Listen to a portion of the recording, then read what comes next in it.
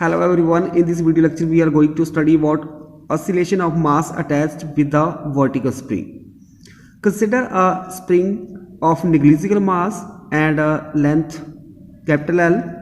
Let its one end is attached to a rigid support P and other end is free as shown in this figure A. हमने एक spring जो है उसको consider कर लिया जिसका मास जो है वो निग्लिजिबल है और उसकी लेंथ कैपिटल एल है।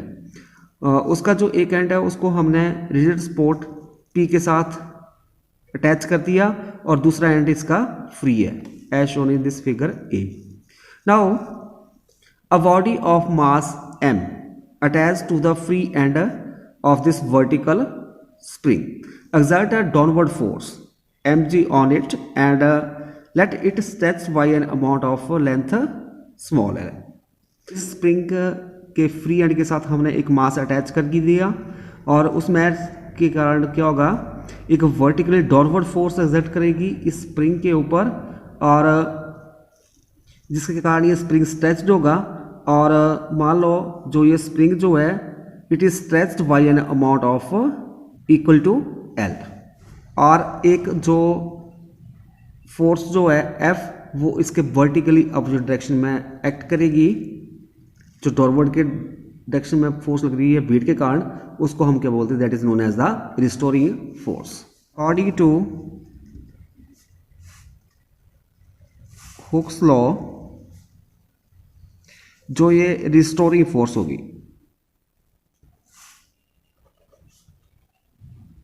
Restoring force is given by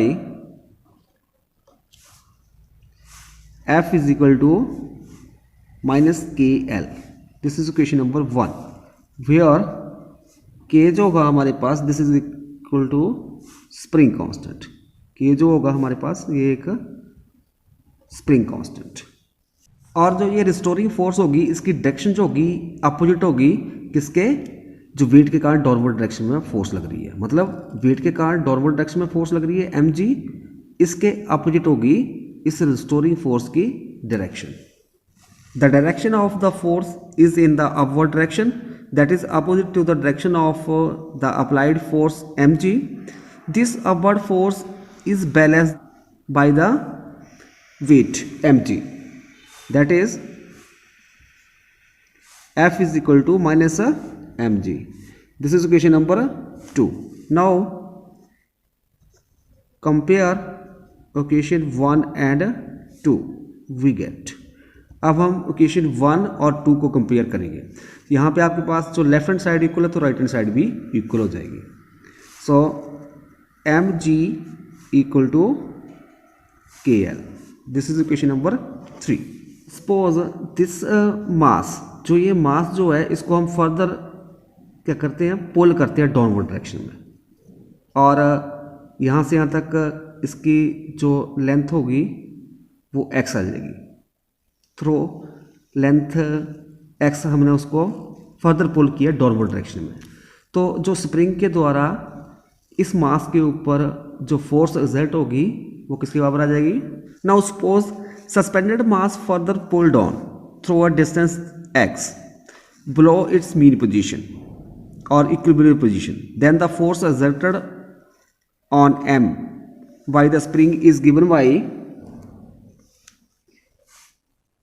f dash। f dash जो फोर्स होगी उसकी डायरेक्शन अपोजिट होगी वेट के कारण जो फोर्स लग रही है डाउनवर्ड डायरेक्शन में। f dash is equal to minus K L plus X, क्योंकि जो लेंथ आ जाएगी इसकी ये मीन पोजीशन से L प्लस एक्स हो जाएगी। यहाँ तक तो ये L थी और फर्दर फिर हमने इसको स्ट्रेच किया तो इसकी लेंथ और बढ़ गई x, तो टोटल लेंथ क्या जाएगी L plus X. This is question number 4। So total force acting on the mass m is given by, जो टोटल फोर्स आ जाएगी that is F equal to F dash minus F this is equal to, और F dash हमारे पास है minus K L plus X minus F हमारे पास है माइनस के एल, माइनस के साथ अंदर मल्टीप्लाई किए तो माइनस के एल, आगे माइनस टू प्लस माइनस तो माइनस के एक्स, इधर माइनस माइनस प्लस हो जाएगा प्लस के एल, तो यहाँ पे के एल के साथ के एल कैंसिल हो जाएगा और हमारे पास बच जाएगा माइनस के एक्स। जब हम जो डाउनवर्ड की तरफ हमने इसको पुल किया था स्प्रिंग को, उस फोर्स को हम रिमूव कर देंगे, मतलब इसको लेफ्ट कर देंगे, तो क्या होगा, ये स्प्रिंग जो है अप डाउन जो है ऑसिलेट करना शुरू कर देगा। सो क्या होगा, इसमें एक्सेलरेशन डेवलप हो जाएगा। When the downward pulling force is removed, the body of mass m begin to oscillate up and down. If a is equal to d square x over dt square be the acceleration produced in mass m, then we know that according to Newton's second law of motion, force this is equal to mass into acceleration. So acceleration is equal to force upon a mass. Then a is equal to f over m, and this is equal to f is equal to minus kx है, so minus kx over m. This implies acceleration is equal to minus kx over m. k and m are constant, जो ये k और m है constant है. This implies a directly proportional to minus x. This shows that motion of mass m is simple harmonic motion. The time period of the oscillation of mass m is given by.